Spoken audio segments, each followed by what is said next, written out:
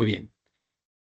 Muy buenas tardes. En nombre del programa de Magíster en Derecho Público de la Facultad de Derecho de la Universidad Santo Tomás, le damos la más cordial bienvenida a este seminario en línea dedicado a la Ley Marco de Autorizaciones Sectoriales. El seminario pretende abordar los aspectos centrales de esta muy reciente legislación chilena y los desafíos iniciales que presenta su implementación en distintos sectores del ordenamiento jurídico del país. Esta actividad está fundamentalmente orientada a los egresados de nuestro programa de Magíster en Derecho Público, pero tenemos la fortuna de contar pues con la participación de nuestros estudiantes, también de integrantes del cuerpo docente y personas pues dentro y fuera de Chile interesados en las temáticas regulatorias. Y para desarrollar esta temática que he descrito del seminario del día de hoy, tenemos con nosotros a una expositora experta en la temática y a un integrante de nuestro núcleo del Magíster en Derecho Público. Nuestra invitada principal es Camila Astorga, quien actualmente es coordinadora normativa de la Agenda de Simplificación de Permisos Sectoriales en el Ministerio de Economía. La profesora Astorga es abogada de la Universidad de Chile, máster en leyes y máster en políticas públicas, ambas de la Universidad de California, Berkeley. Es magíster en Derecho Público de la Universidad de Chile. En su trayectoria ha desempeñado distintos roles en el ámbito de la función pública, por ejemplo, en la División de Estudios del Ministerio de la Secretaría General de la Presidencia, en la Coordinación Legislativa del Ministerio de Hacienda, además de su experiencia en Derecho Público Regulatorio en el estudio jurídico Bofill-Mir y Álvarez Hanna. Es autora de el libro Recursos Administrativos, imparte clases en la Universidad Adolfo Ibáñez desde el año 2020 hasta la fecha y previo a su ingreso al gobierno, al Ministerio de Economía, entre 2020 y 2022, impartió las cátedras de Recursos Naturales y la de Ordenamiento Territorial en la Facultad de Derecho de la Universidad Católica del Norte. Yo añadiría además que si hay una persona actualmente en Chile que no solamente conoce lo que ha sido el itinerario, el proceso de formación de esta ley 21.770 y lo que son sus contenidos fundamentales y todo lo que va a implicar su puesta en efectiva ejecución, es precisamente Camila por el rol que ha desempeñado y que además siempre tiene la generosidad de poder participar en este tipo de foros pues para compartir su conocimiento, su experiencia y sus orientaciones. Así que muchas gracias desde ya, Camila, por tu participación en este seminario. Y adicionalmente está con nosotros Patricio Masbernat, quien es académico investigador de la Facultad de Derecho de la Universidad Santo Tomás. Es integrante, como había dicho, del núcleo académico de nuestro magíster en Derecho Público. El profesor Masbernat es abogado de la Pontificia Universidad Católica de Chile y doctor en Derecho por la Universidad Complutense de Madrid. Es magíster en Derecho Público tanto por la Universidad de Chile, en Derecho, perdón, tanto por la Universidad de Chile como por la Universidad de Talca. Es autor de numerosos capítulos de libros y artículos académicos publicados en editoriales y revistas de reconocido prestigio académico y científico, varios de los cuales están justamente dedicados a temáticas regulatorias. Además, integra equipos de investigación financiados por la Unión Europea y el Reino de España en materia de derecho tributario y regulaciones económicas y medioambientales. Así que tenemos a dos personas ideales pues, para poder abordar esta temática. Vamos a partir con Camila, quien tendrá 25 o 30 minutos para desarrollar su intervención inicial, luego de lo cual entonces le daremos la palabra al profesor Masbernat, quien tendrá también alrededor de unos 10-12 minutos menos para compartir reflexiones e impresiones a propósito de la exposición de la profesora Astorga. Y a continuación, según el tiempo pues, que nos vaya quedando, ojalá tengamos preguntas de los participantes para poder compartirlas y en ese sentido pues responder algunas inquietudes. Así que, sin más por mi parte, doy la palabra a Camila Astorga. Muy bienvenida y muchas gracias de nuevo por la asistencia. Muchas gracias, Luis Alfonso, por la presentación y por la invitación a esta instancia. Como comentaba antes de que saliéramos en línea, es importante desde el Ministerio poder dar a conocer los distintos componentes de esta ley, sobre todo considerando que contiene varias herramientas, como vamos a ver, y ofrece distintos mecanismos para dar una respuesta a los distintos desafíos que se han planteado en materia de tramitación de autorizaciones sectoriales, que son fundamentales no solo para la concreción de importantes proyectos de inversión, sino que la mayoría de las personas nos podemos ver en algún momento en nuestras vidas, ¿no es cierto?, con la necesidad, ya sea para nuestro desarrollo personal, económico, o como inversionistas enfrentados a el desafío de obtener estas autorizaciones y navegar la regulación sectorial. Así que, sin más, voy a compartir mi pantalla. Preparé una presentación para hoy que espero sirva para aclarar y comentarles las distintas propuestas que contiene la ley. Bueno, en primer lugar, comentarles que me voy a referir tanto a contenidos de la ley marco como al impacto esperado una vez que esté completa sus etapas de implementación y esté completamente vigente en sus distintas partes esta legislación. Lo primero es comentar que este no es una ley que nace como una completa innovación en el sentido de identificar por primera vez la problemática a la que nos enfrentamos cuando queremos mejorar el sistema de autorizaciones. Esto ya había sido tratado y reconocido anteriormente por nuestro país. Existen antecedentes de diseños institucionales y propuestas de solución para los problemas que observamos, que pueden ir desde la duplicidad de revisiones, largos tiempos de tramitación, falta de claridad o certeza jurídica en los distintos requisitos y los marcos regulatorios aplicables, entre otros. Y parte o un ejemplo de esos diseños o esfuerzos institucionales previos que han sido a través de distintos gobiernos están enfocados en el Comité Interministerial de Agilización de Proyectos, el Comité, la oficina GPS, que hoy día se llama Oficina de Grandes Proyectos, creada durante el gobierno anterior. Y yo diría que la principal diferencia entre la aproximación que adopta la Ley Marco de Autorizaciones Sectoriales versus estos esfuerzos previos es que la ley no se enfoca únicamente en la inversión o en proyectos específicos o en grandes proyectos de inversión, sino que tiene un enfoque en la mejora completa del sistema, entendida como una modernización del Estado para la gestión de los permisos y aplicable a actores de todos los tamaños. Como les decía, esta legislación va a ser utilizada tanto por grandes inversionistas como por personas comunes y corrientes como nosotros para el desarrollo de sus actividades cotidianas, personales, como podría ser, por ejemplo, la construcción de una vivienda o la ampliación de una vivienda unifamiliar. Todos esos permisos que son necesarios entonces van a regirse por esta ley. Y eso en términos de innovación. El mandato del presidente de la República hacia los equipos de trabajar en esta propuesta legislativa nace a partir del pacto fiscal. Es ahí donde se identifica la necesidad de encontrar soluciones afines a la estrategia de desarrollo país que puedan facilitar la creación de empleos de calidad, que en definitiva puedan entregar un mayor bienestar a la población, que ese mayor desarrollo económico se traduzca también en la reducción de brechas de desigualdad y también muy importante que sirva para poder transicionar ecológicamente, para poder enfrentar la crisis climática, que para eso se requiere también una renovación de tecnologías y la introducción de nuevas formas de producción, sobre todo energética, a nuestras matrices productivas. Y esta ley, la ley 21.770, no nace de manera aislada, sino que debe ser observada además con una serie de otras modificaciones legales que ya se tramitaron en el Congreso, como es el caso de la Ley de Agilización de Permisos para la Construcción, que vio la luz incluso antes que la Ley 21.770, pero que su contenido durante la tramitación se hizo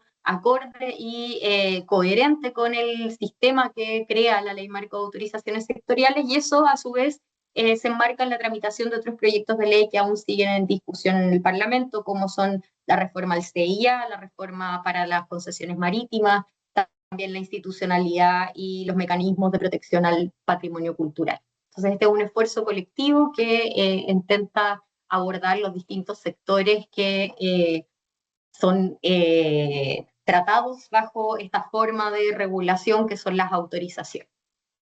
Otra cosa que es importante destacar antes de mirar los elementos específicos de la ley es que las autorizaciones sectoriales son relevantes y eso a pesar de que muchas veces la prensa se lleva más, ¿no es cierto?, a aquellos desafíos planteados en el sistema de evaluación de impacto ambiental. Pero acá, como podemos ver en esta ruta crítica de desarrollo de un proyecto de explotación minera, esta ruta crítica es elaborada por la Comisión Nacional de Evaluación y Productividad en uno de sus informes. En realidad, el tiempo que toma la evaluación ambiental en un proyecto de esta naturaleza no llega a alcanzar el 30% del tiempo total que deben destinar a la obtención de los distintos permisos sectoriales, ya sean para acceder al territorio, como para los distintos elementos o componentes de una iniciativa de inversión de esa naturaleza. Por lo tanto, los permisos sectoriales son importantes desde el momento en que es evidente que toman el mayor tiempo de tramitación cuando uno los observa en conjunto respecto de cuáles son los permisos aplicables a una iniciativa. Además, es importante pensar que las autorizaciones sectoriales son además la gran mayoría del pool de autorizaciones, y es que no todas las autorizaciones que deben obtener los proyectos, que por lo general son de menor envergadura o que no ingresan por sus características al sistema de evaluación de impacto ambiental, y esos son los proyectos de inversión que también realizan predominantemente actores quizás más pequeños de nuestra economía, pero que son fundamentales en tanto motor del crecimiento y de la generación de empleo, como son las pymes. Y por lo tanto, esto nos demuestra que la complejidad regulatoria que se observa, dada la variedad de sectores, el crecimiento inorgánico de la regulación, es clave para poder abordar los desafíos de crecimiento y productividad que se observan en el país y que son comunes a todos los países también.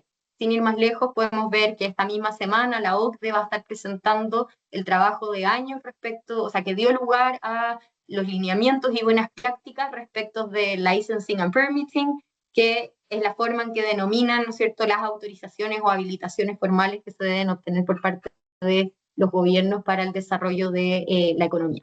Por lo tanto, este es un tema que está en boga, no es un desafío, no son problemas que vivamos exclusivamente en Chile, sino que son bastante transversales a las experiencias internacionales y comparadas. Entonces, la forma en la que he organizado la presentación hoy, para explicar distintos componentes de la ley, porque la ley es bastante amplia, como pueden ver acá en la lámina, tiene 157 artículos permanentes, introduce modificaciones en 46 leyes sectoriales, incluidos el Código de Minería, el Código Sanitario, el Código de Aguas, la Ley General de Servicios Eléctricos, entre muchas otras.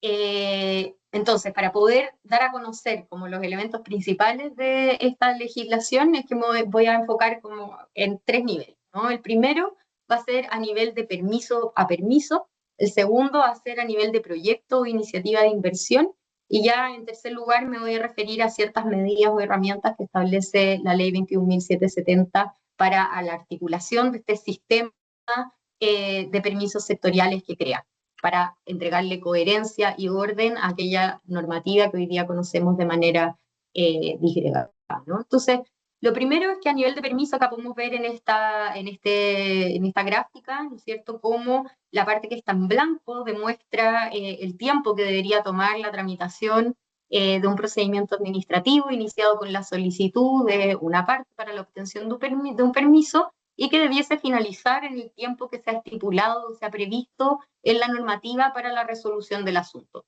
Pero en realidad sabemos que hoy día los permisos y su obtención o la resolución del procedimiento, que también puede ser que termine en un rechazo, ¿no es cierto?, pero toma bastante más tiempo de aquel que ha sido previsto por la legislación. Por lo tanto, esta parte en rojo demuestra ese exceso. Y algunas de las herramientas que establece la ley 21.770 tienen que ver con establecer ciertas normas mínimas de procedimiento en su título 3, con la intención de regular algunos aspectos que tras el trabajo de diseño de política pública y que se traduce en definitiva en el texto de la ley, han sido identificados tanto por los órganos sectoriales como por los titulares de proyectos como aquellas dificultades más típicas de los procedimientos y que devienen en una parálisis o demora en su tramitación. Entonces, para esos efectos, la ley 21.770 señala que debe haber en estos procedimientos administrativos específicos un examen de admisibilidad destinado a revisar que las solicitudes estén en condiciones de ser resueltas por los funcionarios. Asimismo, se establecen reglas de fin de espera a los informes entre órganos de la administración del Estado, Ahí podemos ver varias de las autorizaciones sectoriales contienen en su tramitación o permiten en su tramitación que el órgano tramitador requiera la opinión o antecedentes de otras entidades públicas, y muchas veces esos informes demoran en llegar y se produce una parálisis en el procedimiento a la espera de que se evacúen, ¿no? Por lo tanto, la ley 21.770 aborda esa problemática y entrega reglas claras para los funcionarios tramitadores y también, por supuesto, para las personas respecto de lo que se debe hacer cuando estemos en una situación como esa, que son bastante típicas. Además, regula las iteraciones entre los funcionarios, la autoridad y los solicitantes. Hoy día pasa muchas veces que algunos requisitos, antecedentes se van pidiendo a modo de cuentagotas, en lugar de hacer una síntesis de todo aquello que debe requerirse al solicitante para llegar a estar en un estado de resolver con toda la información sobre la mesa. Entonces, la legislación en este caso también mandata a los órganos sectoriales a realizar esas pedidas de información conforme a la normativa, es decir, que ahonden únicamente sobre aspectos que están previstos como condiciones necesarias para el otorgamiento de la autorización, y además establece el momento o la oportunidad en que eso debe ocurrir, por supuesto no hacia el final del procedimiento, que es algo que también se observa hoy en día. Además de las normas mínimas de procedimiento, existen otras medidas en la ley 21.770 que atienden o buscan este objetivo de que se cumplan los plazos normativos. Uno de ellos son los distintos incentivos funcionarios que se establecen. Ahí hay incentivos tanto desde los programas de mejoramiento a la gestión, que se traducen en definitiva en bonos, ¿no es cierto?, o compensaciones remuneracionales en el caso de que se cumplan ciertas metas de gestión institucional.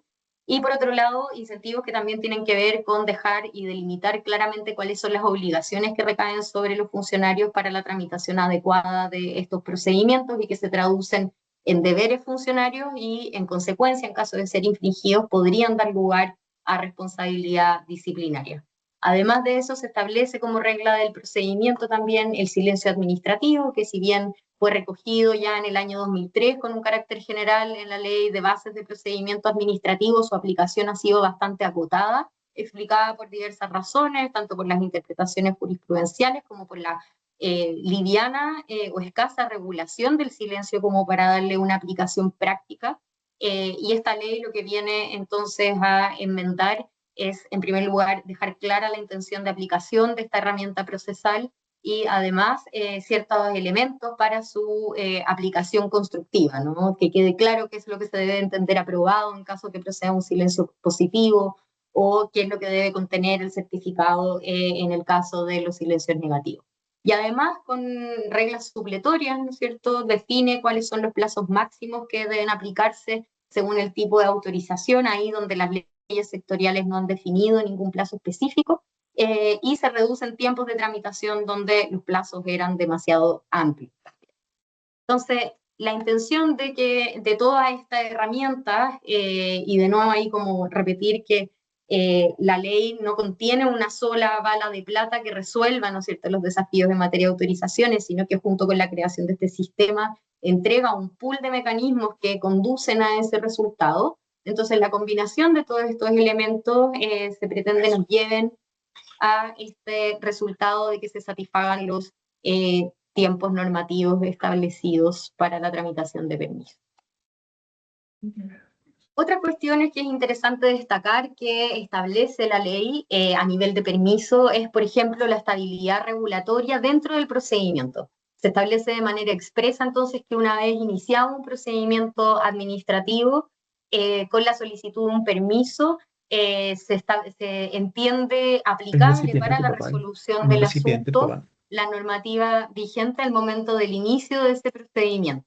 Y con eso se prevé entonces que quien ha formulado una propuesta y la ha presentado a evaluación antes de la administración no se vea afectado por cambios en la regulación que quizás no tengan un régimen transitorio prudente, ¿no es cierto?, para su aplicación, cuidando la certeza jurídica y también la previsibilidad de las personas. Otra de las medidas que se establece a nivel de permiso son obligaciones de información, que se tratan como obligaciones de transparencia activa, debiendo establecer en una plataforma, ¿no es cierto?, la plataforma Super, ya vamos a hablar también de eso, todas las reglas claras respecto de los requisitos, los antecedentes que se deben pedir, el procedimiento, junto con los trámites que integran el procedimiento, el plazo aplicable y el silencio administrativo.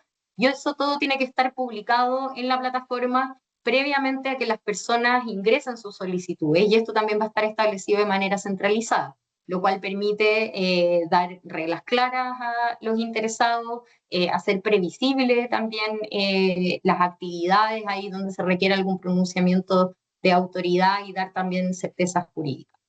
Y otra medida que también resulta interesante es los formularios únicos para el ingreso de cada solicitud de permiso, y eso, la fuerza de los formularios en definitiva viene también a poner un coto a la discrecionalidad que a veces se observa entre, por ejemplo, los criterios que aplica una oficina en la región A versus una oficina en la región B para la obtención de exactamente un mismo permiso con los mismos requisitos, y además también estandariza el tratamiento que tienen las distintas autorizaciones a través del país.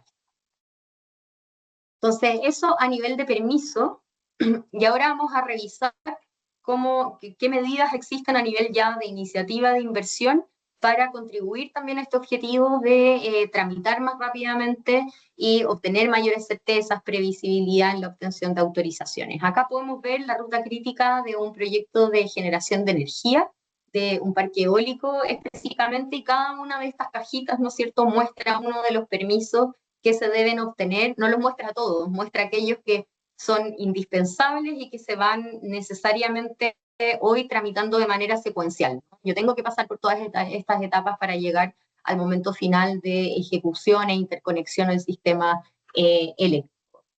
En este sentido, una de las principales innovaciones que establece el proyecto es la creación de declaraciones juradas como un mecanismo de intervención o control administrativo similar al de las autorizaciones, pero que implica menores cargas respecto de los administrados, y por otro lado no requiere un procedimiento administrativo para obtener esa habilitación.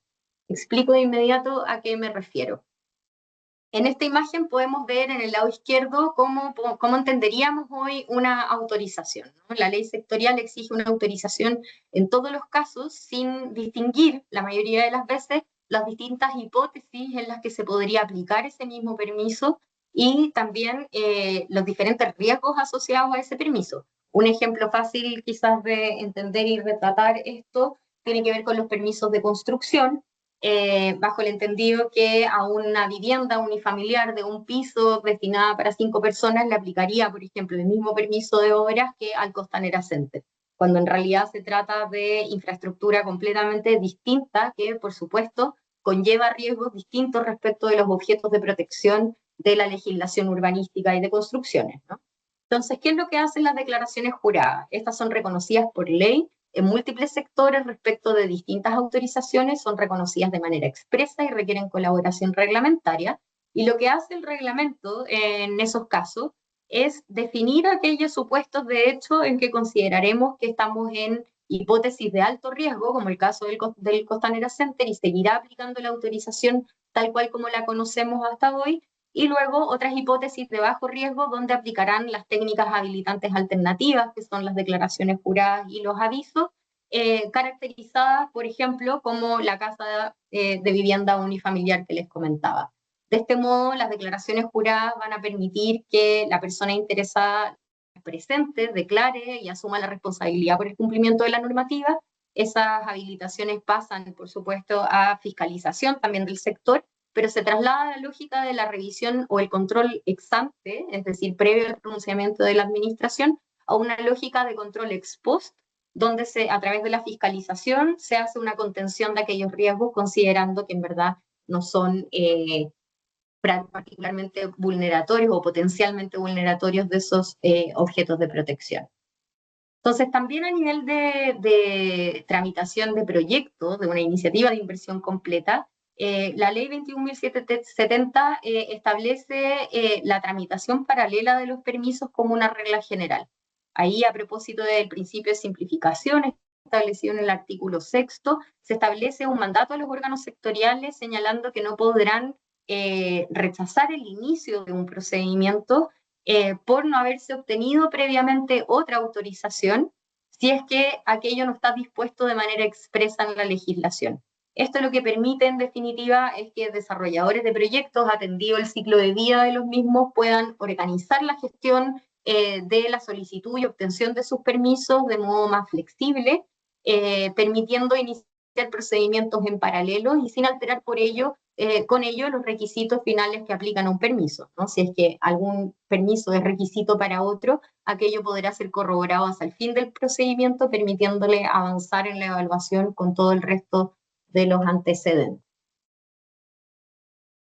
Otra institución que establece la Ley Marco de Autorizaciones Sectoriales y ahora en el título 8 referido a mecanismos de fomento a la inversión es la tramitación ágil. La tramitación ágil lo que apunta es a, como acá muestra la imagen, ¿no es cierto? Tenemos la imagen de una desaladora. Lo que apunta a esta tramitación ágil es que se puedan escoger ciertos proyectos o iniciativas de inversión por parte de autoridades y previo a una evaluación técnica.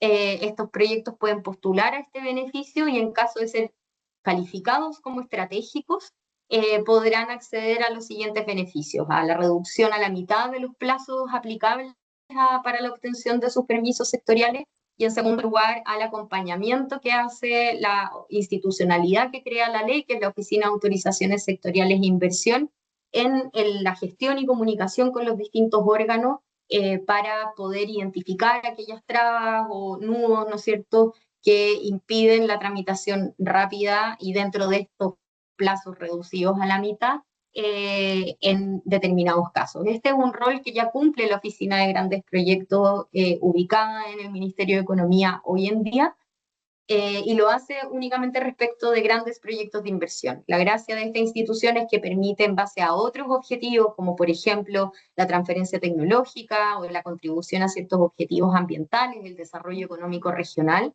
entregar también esta calidad estratégico a ciertas iniciativas de inversión y darle el beneficio de este acompañamiento, además de reducir los plazos, ¿no es cierto?, a la mitad para que estas inversiones que son relevantes se concreten lo antes posible en el tiempo. Otra de los mecanismos, instituciones que también se establecen en estos mecanismos de fomento a la inversión, que son dos: el primero es la tramitación ágil, el segundo es la estabilidad regulatoria para iniciativas de inversión que cuenten con resolución de calificación ambiental favorable. Acá explicado en simple, ¿no es cierto?, tenemos que el régimen de estabilidad regulatoria permite que a los permisos sectoriales y a las declaraciones juradas se les aplique la normativa vigente al momento de ingreso a evaluación al CIA, en caso que hubiesen cambiado. Esto se debe pedir caso a caso, se pide cuando se va a tramitar ese permiso sectorial, y como les decía, condición necesaria para esto es contar con una resolución de calificación ambiental favorable. Esta estabilidad regulatoria tiene límites en el tiempo, puede ser solicitada por los interesados en un plazo máximo de 5 años desde notificada la resolución de calificación ambiental, que coincide con el plazo de caducidad también de las RCA, y en cualquier caso con un límite máximo de contado desde el ingreso al CIA y que se extiende por 8 años. Entonces, quienes estén en ese supuesto podrán acogerse a esta estabilidad regulatoria en caso que los cambios normativos pudiesen afectarles de manera negativa para la obtención de sus permisos y muchas veces redundar incluso en modificaciones a los proyectos ya evaluados en el sistema ambiental.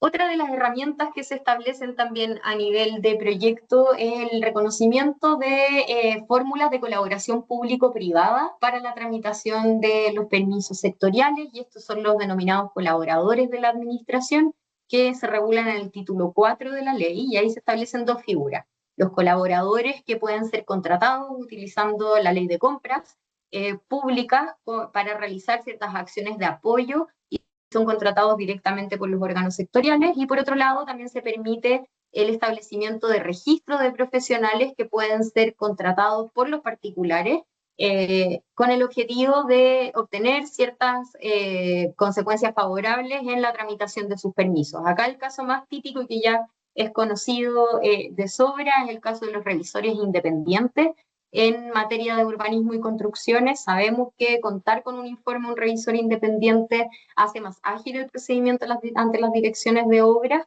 Bueno, acá lo que busca hacer la ley entonces es entregar una estructura de jerarquía legal que es necesaria según ha sentenciado el Tribunal Constitucional y permitir que a través de la aplicación sectorial ya infralegal se puedan establecer figuras similares ahí donde hagan sentido, como han demostrado funcionar en varios sectores.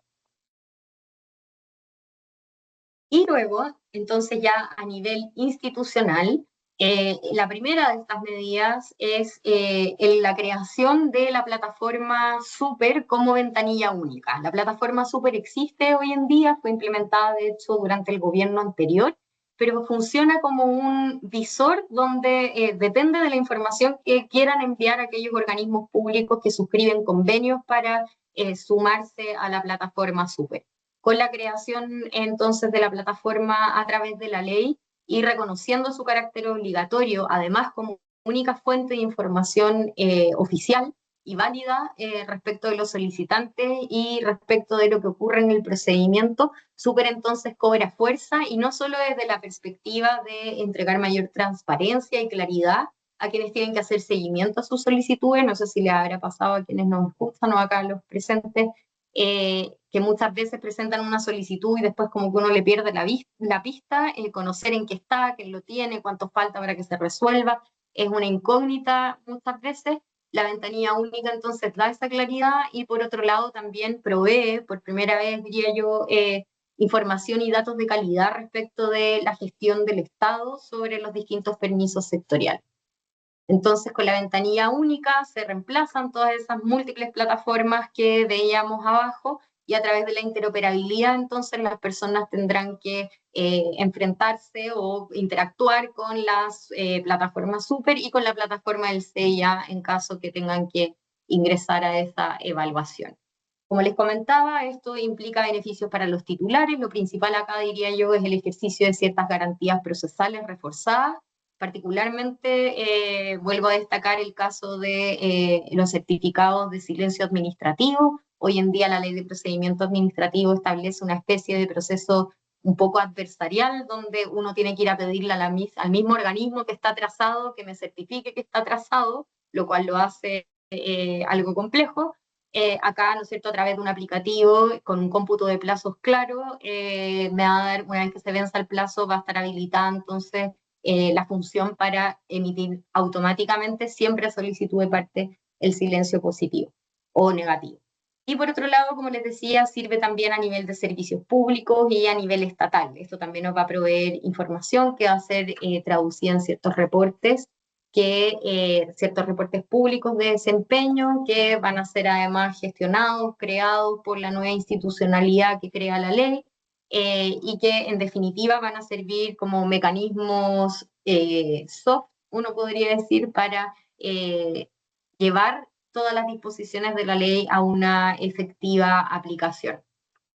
Solo por darles una muestra, la ley establece de manera específica que a la Oficina de Autorizaciones Sectoriales, en función de la información disponible en la plataforma Super, el canal reservado de denuncias que también se crea, debe realizar distintos reportes que son presentados al presidente de la República, al Congreso, son enviados a los jefes de servicio o a la Contraloría, ¿cierto? Y esto tiene que ver con el desempeño de los distintos servicios en el cumplimiento de sus plazos, también síntesis de denuncias de canal reservado y también las recomendaciones de estrategias de modernización, que es el proceso de mejora regulatoria que contiene la ley. Y me voy a referir a esto último.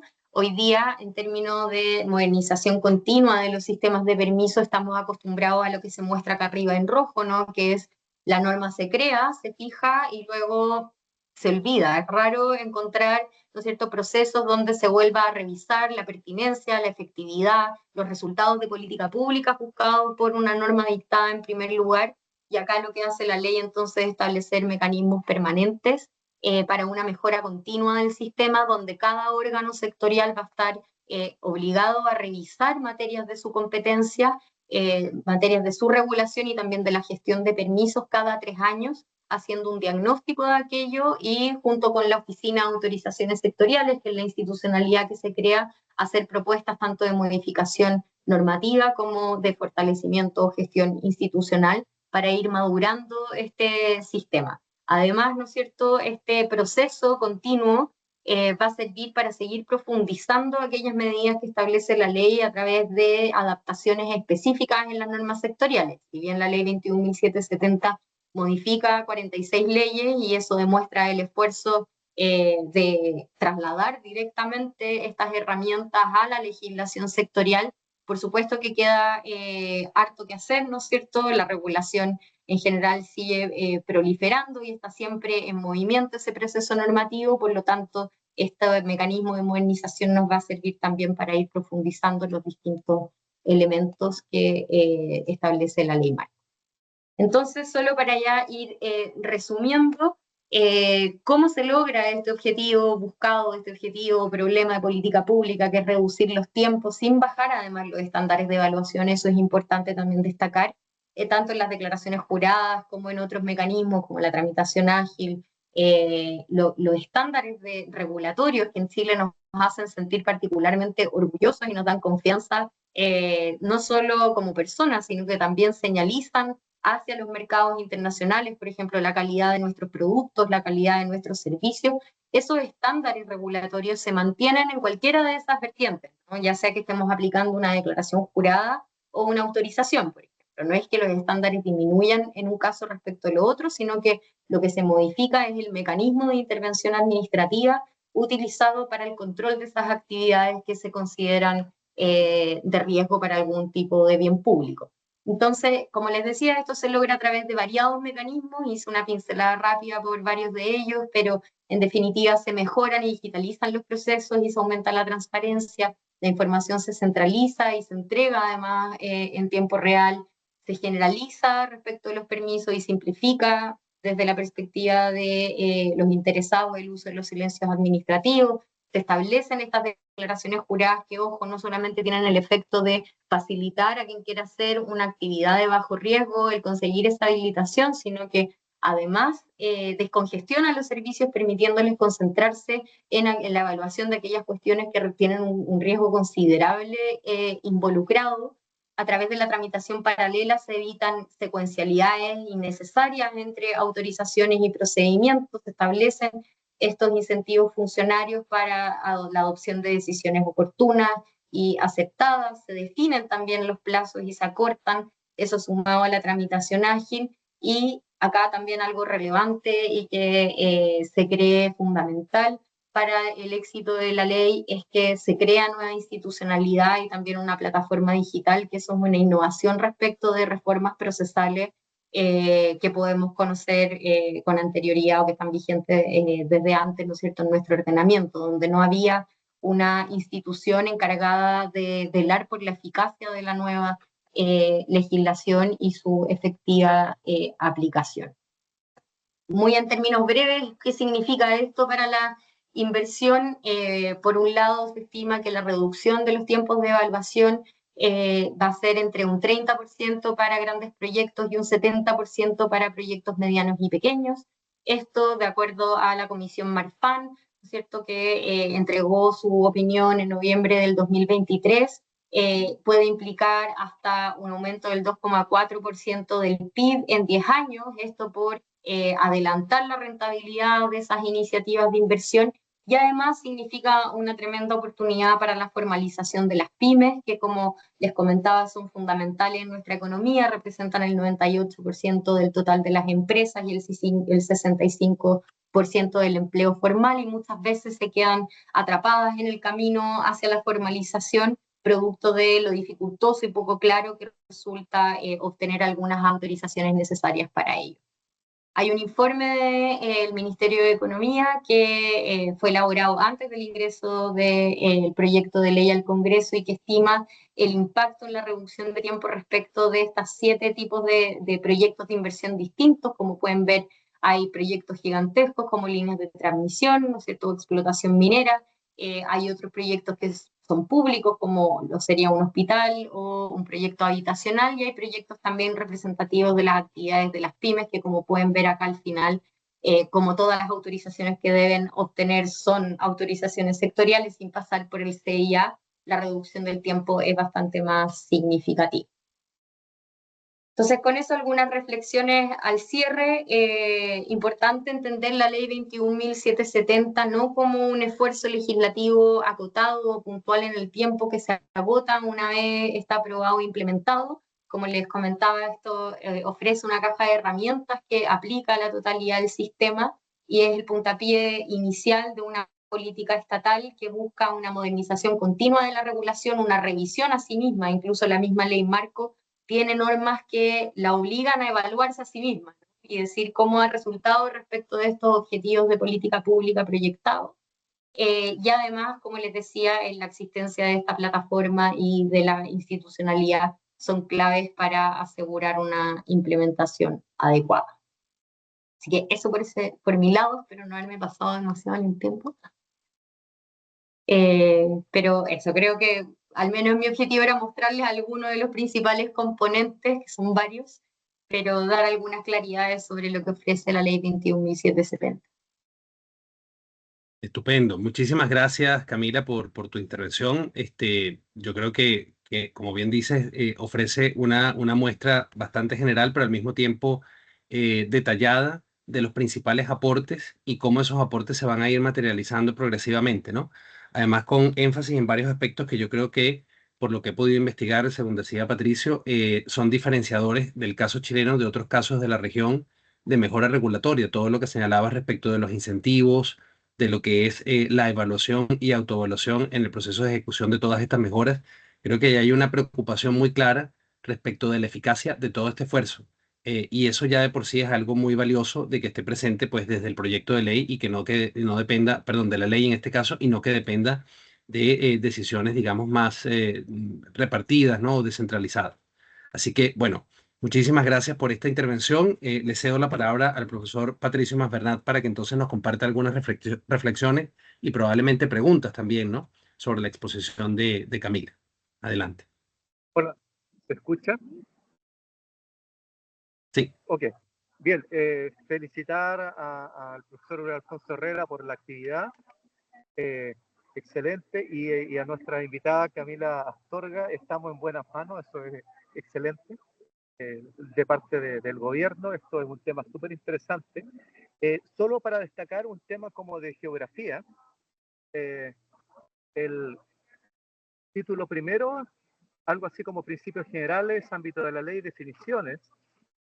El segundo se refiere a autorizaciones sectoriales y otras técnicas habilitantes, y es un tema súper interesante, las otras técnicas habilitantes, y puedo hacer una pequeña reflexión al respecto. El, el tercero, segundo, procedimientos aplicables a autorizaciones sectoriales. El cuarto es profesionales y entidades colaboradoras, que todo, bueno, todo fue mostrado por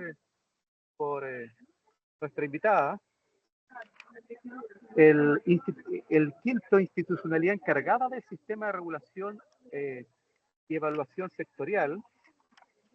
El sexto, sistema de información unificado de permisos sectoriales, un asunto realmente extraordinario. Séptimo, modernización continua de autorizaciones sectoriales y aplicaciones técnicas habilitantes alternativas. O sea, yo considero que esto realmente es súper impactante a nivel del derecho administrativo general y del derecho administrativo económico en particular, ¿ya? Esto realmente es bastante impactante porque se vincula a todo, a toda la... yo creo que un tema importante va a ser cómo se ajuste con el resto de las regulaciones. Ese va a ser un tema interesante. Yo creo que hay que mirar muy bien lo que son estos principios generales que están en el artículo primero y creo que artículo 61, 62, si no me equivoco, respecto de o sea, los criterios, ¿no? De no discriminación, necesidad, costo, efectividad y proporcionalidad. ¿Por qué? Porque agregan un elemento de evaluación continua como un análisis económico de la política pública. Y eso lo considero realmente llamativo. Y entonces me gustaría hacer algunas consultas, aprovechando aquí que está nuestra invitada destacada. Tres, bueno, puede contestar la que quiera, como quiera, o contestar alguna, no sé, quizás son muy largas. Primero, ¿cuáles son las principales experiencias comparadas que se consideraron, o cuáles elementos de algún país, etcétera, en esta ley? Porque me parece que realmente, o quizás fue totalmente en su diseño global como algo totalmente original. Seguramente hay 2 o 3 elementos de países destacados o de comparados que podríamos conocer. Segundo, si considera que la operacionalización se cumplirán más o menos en los plazos, ¿cómo lo ve? Porque realmente yo lo considero muy impactante a nivel de organismos públicos, con los plazos.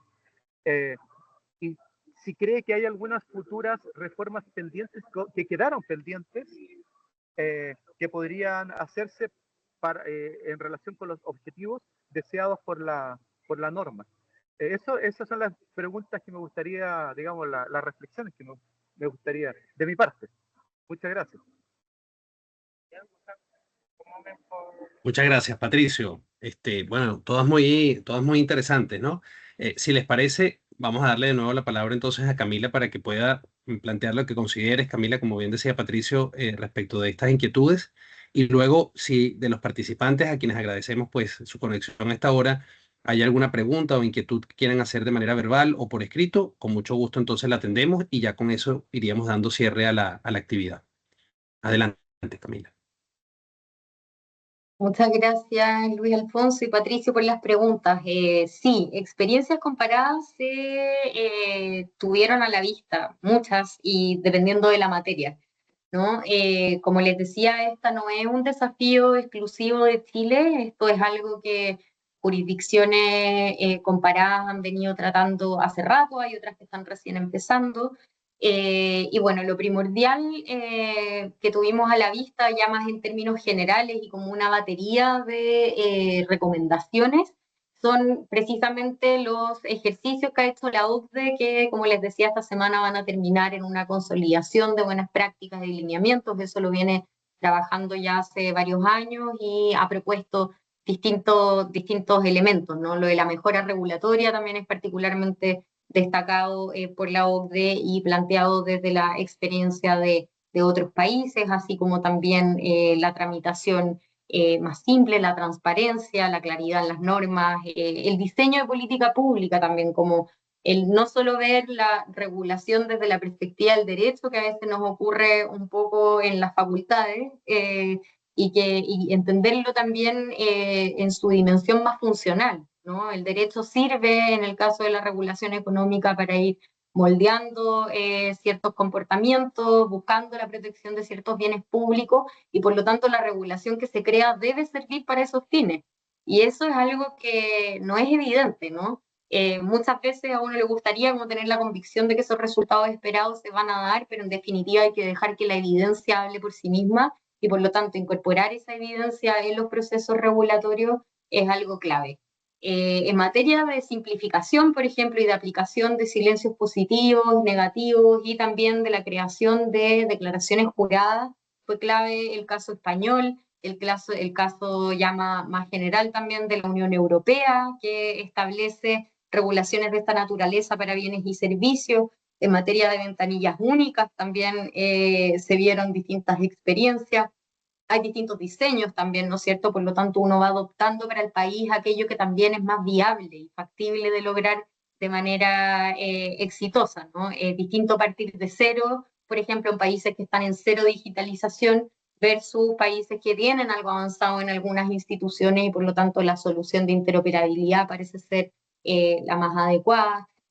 Países también como Portugal, como Estados Unidos, tienen modelos para seleccionar ciertas iniciativas de inversión estratégica, darle el tratamiento a esos proyectos de inversión que generan infraestructura clave, por ejemplo, para el desarrollo de los países, muchas veces está enfocado en materias como, o por sectores específicos, eso sí se puede ver en sistemas comparados, y en este caso, al ser una ley marco más general, ¿no es cierto?, y tratar de ordenar regulación preexistente, se entrega también una forma de selección, por ejemplo, más amplia, que no se enfoca únicamente en infraestructura energética o en infraestructura vial, como sí ocurre en otros países. Entonces, fueron varios los ejemplos y las experiencias que fueron nutriendo esta propuesta legislativa. Yo diría que en definitiva esas experiencias siempre tienen que ser traídas al país viendo qué es aquello que puede funcionar considerando nuestra realidad y también criterios de implementación, ¿no? Y de viabilidad,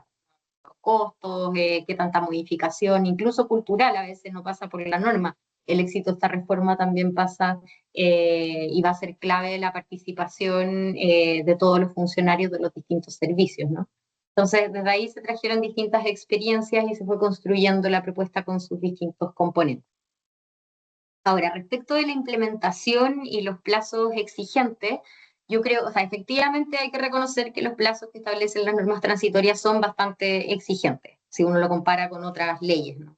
Los tiempos de entrada en vigencia son acotados, no exceden de un año de entrada en vigencia de la ley, y en algunos casos, en el caso de la plena implementación de la plataforma digital, por ejemplo, llega hasta fines del 2027 para hacerlo consistente con la Ley de Transformación Digital del Estado. Esta iniciativa de plataforma única se construye sobre aquello que ya está dispuesto y los recursos establecidos para el financiamiento de la digitalización del Estado completo. Entonces, considerar algunas cosas, el diseño de esta ley se realizó con todos los órganos sectoriales. En definitiva, un ministerio como el Ministerio de Economía no tiene un conocimiento experto en materia de protección fitosanitaria, o en materia de protección de paraíso nuclear, por ejemplo, son cuestiones que son muy específicas y que están en manos de los organismos que corresponde. Por lo tanto, el trabajo con ellos fue crucial. La ley se construyó con los sectores. Muestra de ello es que lleva la firma de 16 ministros y ministras de Estado previo al ingreso al Congreso y a la salida. Ya para el promulgatorio firmaron 20 ministros de Estado, lo que demuestra la amplitud de la aplicación.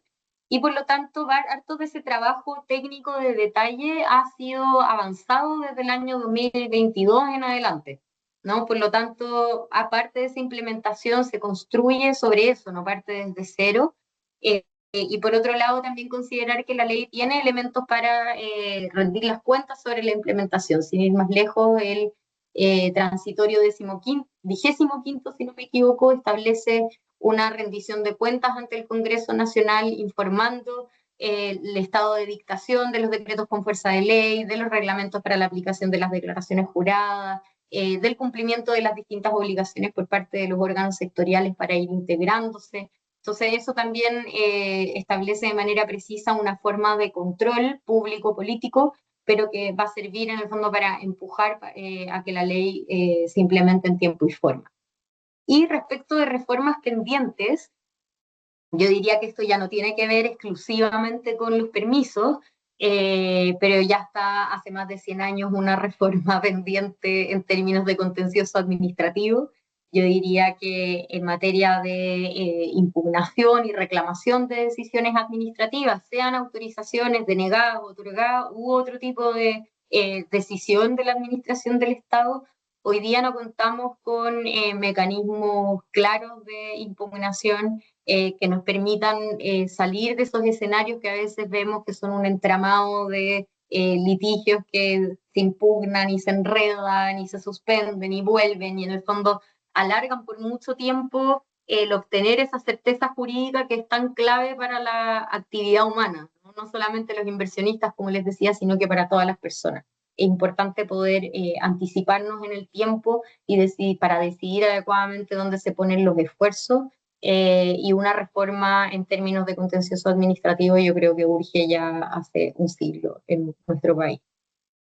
Pero era mucho para esta ley. ¿Puedo hacer otra pregunta? Perdón, ¿puedo hacer otra pregunta? Claro. Respecto a cómo conversa esta idea, porque cuando tenemos esta ley y su sistema de técnicas habilitantes alternativas, aviso y declaración jurada, da la idea de que aquí se parte de la idea de que existe un derecho a desarrollar actividades económicas y que el Estado las restringe excepcionalmente. Y eso cómo conversa con la idea contraria de que en principio no habría un derecho, por ejemplo, hay autores que dicen, no sé, a construir donde yo quiera, porque tú tienes que tener ¿cómo se llama? Antes una autorización para desarrollarla. Eh, y que la autorización está bien, reconoce, pero no reconoce un derecho, porque una cosa es tener un derecho, por ejemplo, a desarrollar actividades económicas, y otra cosa es desarrollar cualquier actividad económica, no sé, a poner un restaurante, por ejemplo. No, yo no tengo derecho a poner un restaurante, sino bajo ciertas condiciones. Y entonces la pregunta es, ¿hay un cambio de paradigma? Es decir, no sé si es muy teórica la pregunta, pero hay un cambio de paradigma como de constitucional, o de la visión constitucional, no sé cómo decirlo, entre esta ley y otras leyes sectoriales, o no es así, o simplemente tú ves una única visión de fondo, aunque es probable que haya leyes muy antiguas, ¿no? Que tienen otra visión también. Claro. Hay leyes muy antiguas que de hecho fueron dictadas con vigencia de otro orden constitucional, que ahí también entran en juego otras consideraciones como los dominios mínimos legales o el dominio máximo legal, ¿no es cierto?, qué es lo que estaba entregado a los reglamentos. Hay distintas formas de hacer ese análisis, pero en mi perspectiva no hay una modificación o un cambio de paradigma en el sentido de la configuración o de la actividad de la administración del Estado en relación a los efectos que produce una autorización, ¿no? Sino que más bien son formas de regulación distintas, que todas implican una forma de control del Estado, o una forma de intervención, también se le denomina, ¿no es cierto?, más dogmáticamente desde de la administración del Estado, y que establece ciertas limitaciones en algunos casos a el ejercicio de estas libertades quizás más generales cuando uno las ve desde la perspectiva de la garantía constitucional. Y ahí uno puede, de hecho, observar el uso de técnicas alternativas como las declaraciones juradas y los avisos. Uno ve ejemplos vigentes antes de la ley 21.770 en la legislación chilena. Algunos ejemplos simples como, por ejemplo, el aviso en construcción que se da respecto de las instalaciones eléctricas o que es traspasar información que es relevante para los reguladores o los casos de las declaraciones juradas, por ejemplo, en la regulación o en el ejercicio de control que ejerce el SAC, ¿no? Ahí nosotros vemos cómo se firman declaraciones juradas y en definitiva se hace como un traslado de esa responsabilidad por parte del evaluador previo hacia quien realiza la declaración de si está ingresando o no con elementos prohibidos, con elementos limitados de algún modo, por ejemplo, al país, y el SAC es muestra de hecho, a través de esa forma de intervención, de la efectividad de ese control en el ingreso y salida respecto de algunos productos que pueden ser limitados, ¿no? Entonces, en definitiva, lo que hacen las técnicas habilitantes es más bien modificar la forma de control, hacer extensible, en el fondo reconocerlas como una forma de intervención administrativa de manera más generalizada y no solo a través de ejemplos aislados, que ahí vi algunos, y también cumpliendo siempre ya esto como desde la perspectiva constitucional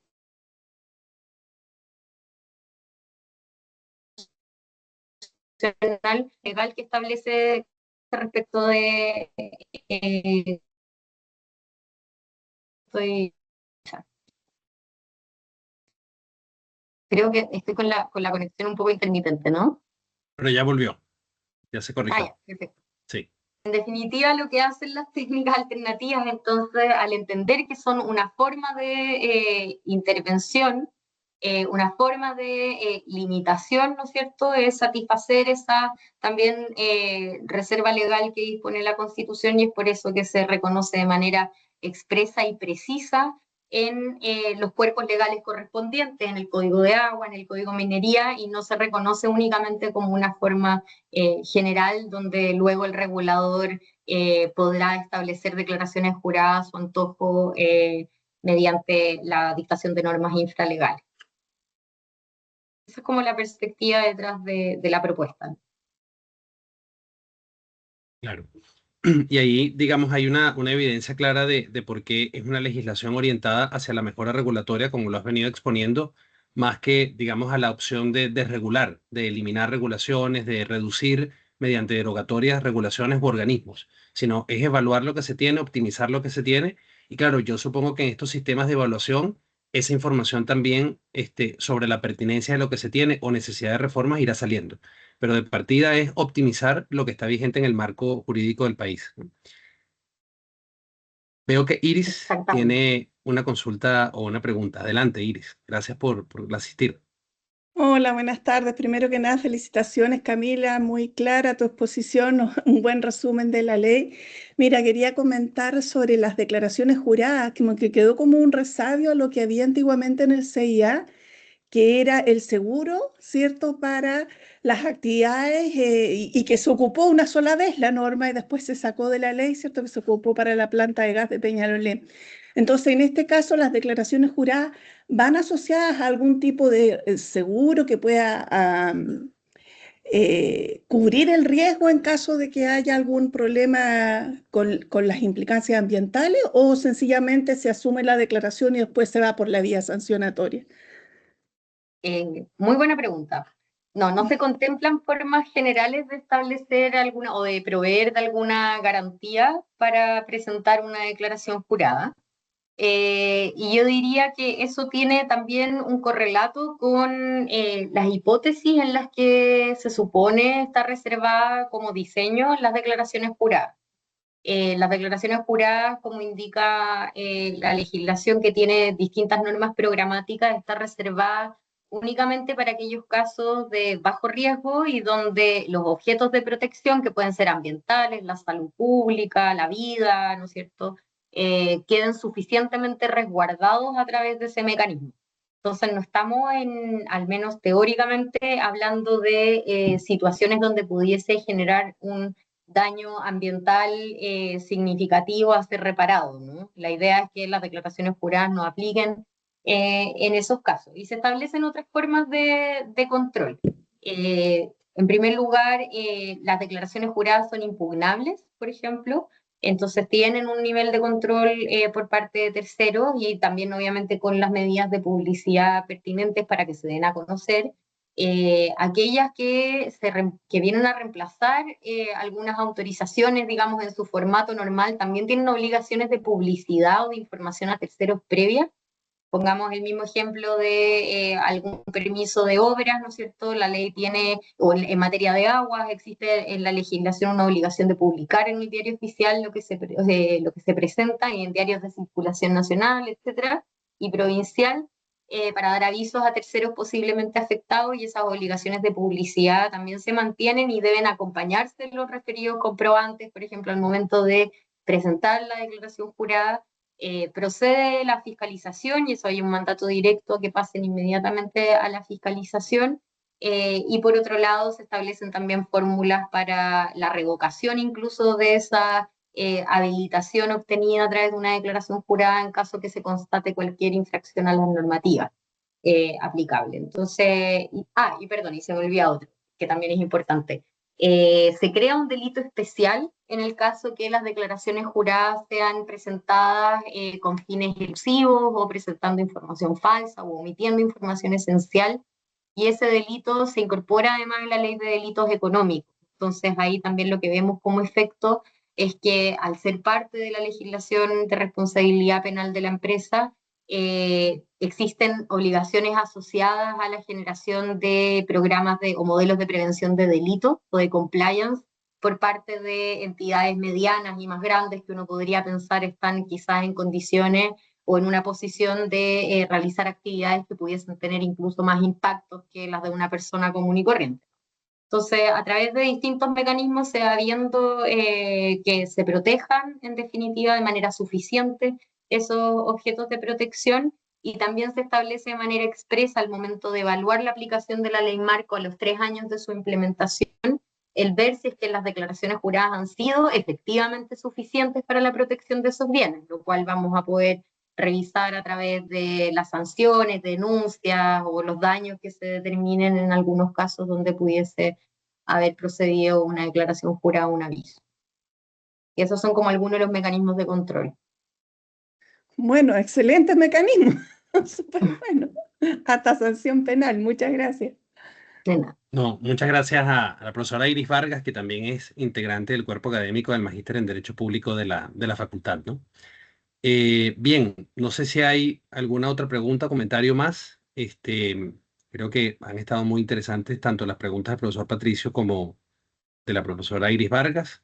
Eh, si no es el caso, yo no quisiera abusar más del tiempo tanto de Camila como de Patricio y de quienes nos acompañan a esta hora.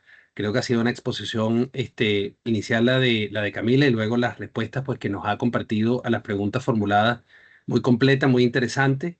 En lo personal, estoy muy satisfecho de que hayamos podido realizar este seminario en el Magíster en Derecho Público porque, sin duda, como destacaba Patricio en su intervención, se trata de una apuesta institucional, de una política de Estado muy importante para el país, para el área del derecho administrativo en particular, y ojalá que se sumen todos los esfuerzos. Ya Camila nos explicaba en el proceso de formación de la ley y luego en su tramitación en el Congreso, luego en su promulgación, cómo se ha generado ese espíritu de participación, de cooperación, de compromiso, y yo creo que ella misma pues encarna esa visión de compromiso institucional, bueno, con toda la generosidad en exponer nuestras ideas y ahondar en cada uno de los puntos que han sido planteados en las preguntas, ¿no?